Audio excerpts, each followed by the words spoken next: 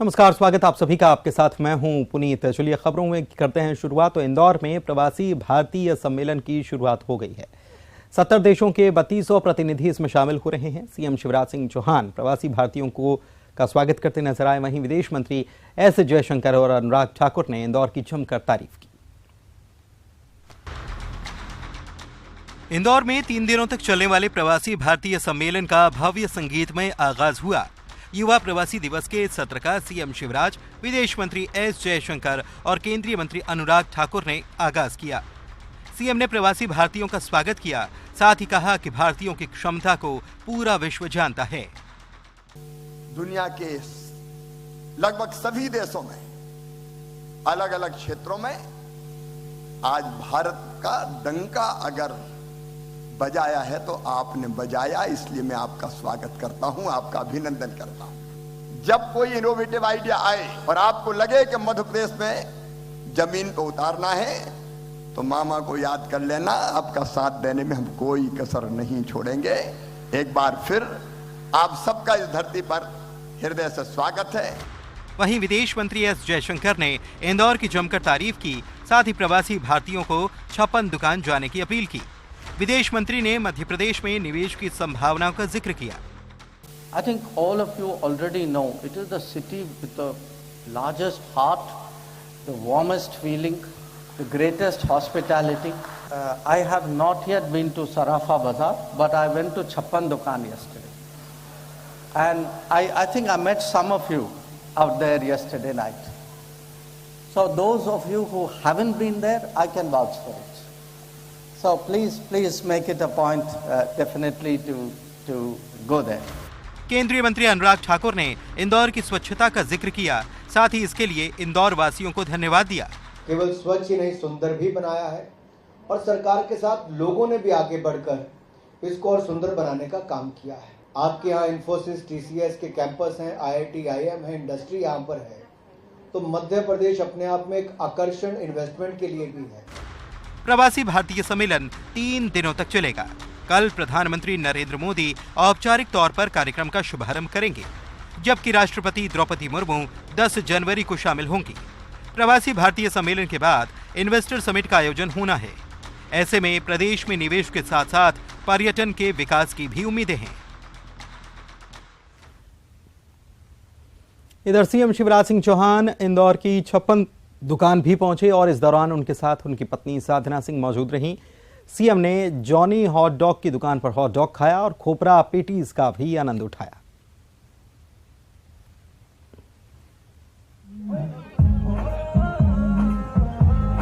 छियासठ से ज्यादा देशों के प्रवासी भारतीयों का दिल जीत लिया है। अतिथि देवो भव की परंपरा को साकार किया है। आपने दिखा दिया है कि मेहमान जो हमारा होता है वो जान से प्यारा होता है। और इंदौर वालों, आप भी मुझे जान से ज्यादा प्यारे, मध्य प्रदेश वाले भी जान से ज्यादा प्यारे। वहीं सीएम शिवराज सिंह चौहान ने 56 दुकान में नाश्ता करने के बाद गाना भी गाया। आइए आपको सुनवाते हैं।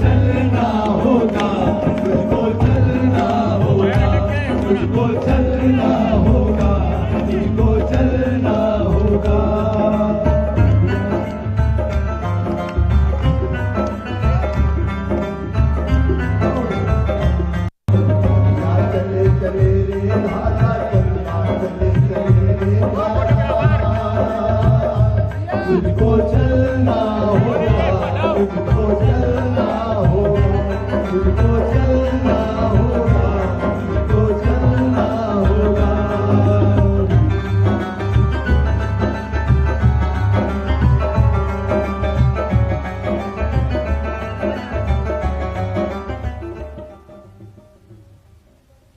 और इस वक्त सीधे हमारे सहयोगी अरुण हमारे साथ लाइव जुड़ चुके हैं इंदौर से।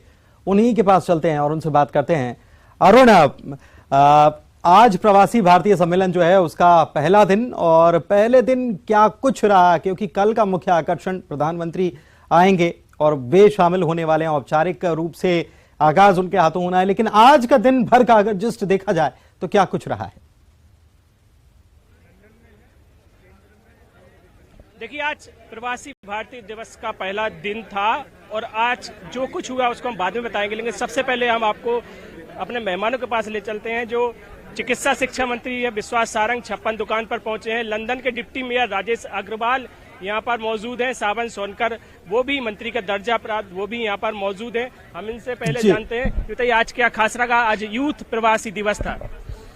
देखिए, बहुत सफल दिन था आज, और ये मध्य प्रदेश और इंदौर के लिए बड़ा सौभाग्य है कि हमें पूरी दुनिया के जो हमारे भारतीय अलग अलग देशों में रहते हैं वो प्रवासी भारतीयों का स्वागत करने का सौभाग्य मिला। इस देश के यशस्वी प्रधानमंत्री नरेंद्र मोदी के नेतृत्व में जिस प्रकार से देश अलग कलेवर में खड़ा हो रहा है, आज पूरी दुनिया का हिंदुस्तानी ये मानता है कि नरेंद्र मोदी अब केवल हिंदुस्तान के नहीं बल्कि वैश्विक नेता हैं। तो ये निश्चित रूप से हम सबके लिए बहुत प्रसन्नता की बात है कि आज सभी प्रवासी भारतीय इंदौर में आए हैं। अच्छा, पूरा इंदौर मोदी में ही दिख रहा है क्या? इंदौर से लंदन तक मोदी पहुंच रहे हैं? इंदौर तो बहुत जबरदस्त जगह है, ये बहुत बढ़िया अवसर है इंदौर को, मध्य प्रदेश को और भारत को पूरा हाईलाइट करने का दुनिया भर के सामने। मुझे बहुत खुशी है कि ये प्रवासी भारतीय दिवस इंदौर में आयोजित हो रहा है, और देखिए कितना जबरदस्त माहौल है 56 दुकान में। मुझे तो बचपन की यादें ताजा हो गई। क्या फर्क देख रहा है इंदौर और लंदन में? लंदन और इंदौर कई समानता हैं और कई विभिन्नताएं हैं, पर क्लीनलीनेस के मामले में 6 बार लगातार भारत की क्लीनेस्ट सिटी के रूप में इंदौर सामने आया है, और ये दुनिया भर के सामने एक मिसाल है। सावन जी, इंदौर की ग्लोबल ब्रांडिंग हो रही, क्या कहेंगे? अरे अद्भुत है इंदौर का। आज का जो हम नया चेहरा देखेंगे वो लगता है कि वैश्विक स्थिति में हमारा इंदौर छा रहा है, और अतिथि देवो भव की जो भावना है उसको आप देख रहे हैं कि घर घर होम स्टे करा के लोगों ने एक नया आयाम तय करा है। अशोक गोयल जी उद्योगपति हैं, निवेश के रूप में कैसा देख रहे हैं इस पूरे प्रवासी भारतीय सम्मेलन को? भारत आज विश्व में आर्थिक स्थिति में 5वीं पायदान पे हैं, और मोदी जी के नेतृत्व में हम आगे बढ़ रहे हैं। और क्लीनेस्ट सिटी ऑफ इंडिया में 6ठी बार में इंदौर में आने पर हम पूरे विश्व को दिखाना चाहते हैं कि भारत शीघ्रता से ग्रोथ कर रहा है। अच्छा मंत्री जी, आप बताइए, पूरा मोदी हो गया, पूरा ग्लोबल लीडर की छवि बन रही है मोदी की, और ये पूरी दुनिया में पूरी दुनिया में जा रहा है। निश्चित रूप से देखिए, मोदी जी का ये जो विश्वास है मोदी जी के प्रति कि मोदी है तो मुमकिन है, देश को नया कलेवर दिया विकास में, कल्याण में। और मैं आज दिन भर से हूँ, युवा बहुत सारे जो प्रवासी भारतीय हैं उनसे हम मिले, हमने हेल्थ सेक्टर के लोगों से बातचीत की। सबका ये मानना है कि पूरी दुनिया अब बहुत ही आशा और विश्वास के साथ मोदी जी को और भारत को देख रही है। जी राजेश अग्रवाल जी, आप लंदन के डिप्टी मेयर हैं, यहाँ से क्या संदेश लेकर जा रहे हैं? आज आप पूरे सत्र में शामिल थे। मेरा तो सभी को यही कहना है जो भी देख रहे हैं, इंदौर आइए। इंदौर इंडिया की क्लीनेस्ट सिटी है, खाने के मामले में नंबर 1 है। अगर कोई ऐसा सर्वेक्षण होता हो हॉस्पिटैलिटी और मेजबानी के बारे में, तो इंदौर उसमें भी नंबर 1 है। आइए और लुत्फ उठाइए। तो देखिए, यहाँ से जो छवि जा रही है इंदौर की, वो ग्लोबल ब्रांडिंग तो हो ही रही, साथ ही मध्य प्रदेश और देश का नाम भी पूरे विश्व में हो रहा है। जैसा कि आज के अगर सत्र के बारे में बात की जाए, तो आज का जो सत्र था वो निवेश को लेकर, युवाओं से इस पर बातचीत की गई और अलग अलग सेक्टर्स को लेकर बातचीत की। मध्य प्रदेश की कला, संस्कृति, यहाँ का जो प्रोसेसिंग है, इन सब पर आज बातचीत हुई। और सीएम शिवराज सिंह यहाँ से अभी रवाना हुए हैं 56 दुकान पर, वो भी आए थे, और ये तमाम मेहमान भी 56 दुकान पर पहुंच रहे हैं और यहाँ के डिनर का भी कार्यक्रम रखा गया। ठीक है, आप हमारे साथ बने रहिए। अरुण, अनुराग भी हमारे साथ जुड़े हुए हैं, और अनुराग के पास अब चलते हैं। अनुराग, दिन आज जो है, मतलब जो शुरुआत हुई उसके बाद रंगारंग आगाज हुआ, और पहला दिन तो कह सकते हैं कि प्रवासी भारतीय सम्मेलन जो है बहुत शानदार रहा है। कल क्या कुछ रहने वाला है, मुख्य आकर्षण क्या कुछ रहने वाले हैं, क्योंकि प्रधानमंत्री आने वाले हैं। आप कहां इस वक्त मौजूद हैं, आपके पास और क्या जानकारी है?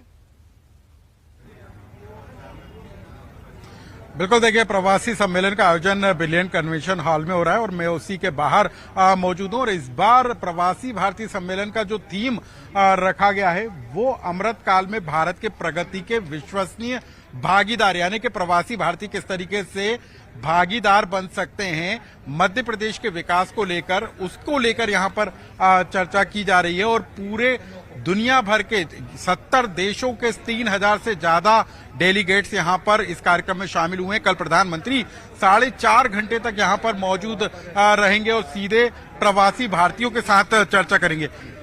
कल प्रवासी भारतीय सम्मेलन में प्रधानमंत्री नरेंद्र मोदी भी शामिल होने वाले हैं। सबकी नजरें उन प्रवासी भारतीयों पर हैं जो मध्य प्रदेश के विकास में भी एक बड़ा रोल अदा कर सकते हैं। क्या लग रहा है आपको कि आप किस तरीके से एक भूमिका निभा सकते हैं?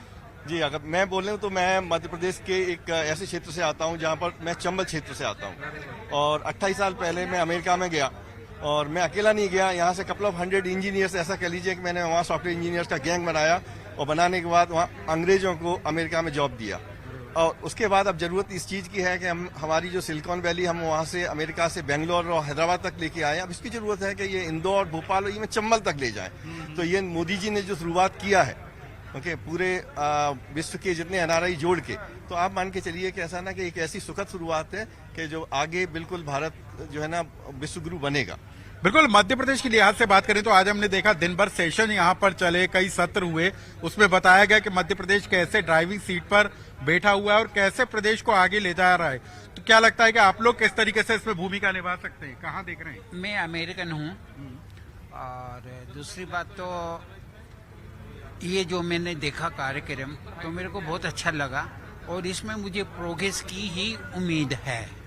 तो देश और दुनिया भर से जो डेलीगेट्स यहाँ पर पहुंचे हैं उनको उम्मीद है कि मध्य प्रदेश जिस तरीके से मेजबानी कर रहा है और जिस तरह की तस्वीर यहाँ पर पेश की गई है, चाहे वो जल संसाधन के क्षेत्र में हो, सड़कों के जो जाल बिछाया गया है, एयरपोर्ट कनेक्टिविटी जिस तरीके से, उसमें कैसे मध्य प्रदेश ने अभूतपूर्व विकास किया है और आने वाला मध्य प्रदेश किस तरीके का होगा वो भी यहाँ पर बताने की कोशिश की गई है। और उम्मीद इसी बात को लेकर है कि जब प्रवासी भारतीय यहाँ पर पहुंचे हैं तो मध्य प्रदेश के इस बढ़ते हुए कद को वो जरूर देखेंगे। जी जरूर देखेंगे। बहुत शुक्रिया अनुराग आपका, अरुण आपका, आप दोनों का बहुत शुक्रिया इस खबर पर जानकारी देने के लिए। पहला दिन जोरदार रहा और रंग जम गया और अब डिनर होने वाला है, कल प्रधानमंत्री आने वाले। चलिए कुछ और खबरों की बात कर लेते हैं। भोपाल से खबर आपको बता दें, यहां पर जय संरक्षक डॉक्टर हीरालाल अलावा जो हैं वो मांझी समाज के प्रतिनिधियों के साथ आज पूर्व सीएम कमलनाथ से मुलाकात करने पहुंचे थे। जय संरक्षक से मुलाकात हुई कमलनाथ की और इधर हीरालाल अलावा ने मुलाकात के बाद कहा कि मांझी समाज आगामी विधानसभा चुनाव में कांग्रेस के साथ है, साथ ही कांग्रेस की सरकार बनाने के लिए संकल्पित है। उन्होंने ये भी कहा कि कमलनाथ से मुलाकात कर मांझी समाज की कई समस्याओं को उनके सामने रखा गया। क्या विधानसभा चुनाव को लेकर देखिए जयस संगठन के आज